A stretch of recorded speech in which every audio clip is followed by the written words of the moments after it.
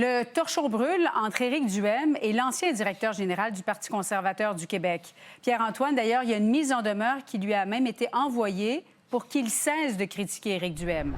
Oui, Raphaël Cavaliere, qui était directeur général du Parti conservateur du Québec lors des dernières élections générales en 2022.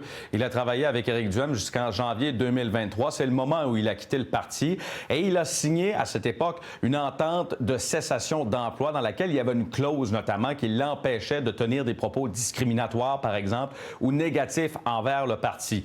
Or, Julie, vous l'avez mentionné, en juin dernier, il y a une mise en demeure là, qui a été envoyée à M. Cavaliere où on l'accuse de propos diffamatoire. On peut notamment élire, parce que TVA Nouvelle a obtenu une copie de cette mise en demeure, que depuis plusieurs semaines, vous publiez de manière répétée sur la plateforme X des messages visant directement le parti et son chef, dans lesquels vous utilisez un ton méprisant, des qualificatifs offensants. Vous tentez de discréditer publiquement M. Duhaime en insinuant son incompétence, son manque de leadership, en le qualifiant de malhonnête et de mauvais. Julie, effectivement, si on se rend sur la plateforme X de M. Cavaliere, ça ne prend qu'une simple vérification pour constater qu'il vise dans certaines publications de façon négative M. Duhaime avant l'envoi de la mise en demeure, mais après également. Est-ce que maintenant cette cause est recevable? On en a discuté avec un avocat. Il faut faire la différence entre critiquer, être en politique, et là, avant d'être poursuivi en diffamation, c'est très difficile parce que on veut la liberté d'expression.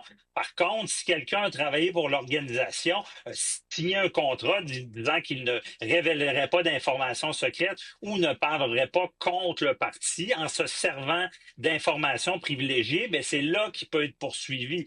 Mais la ligne est mince entre les deux.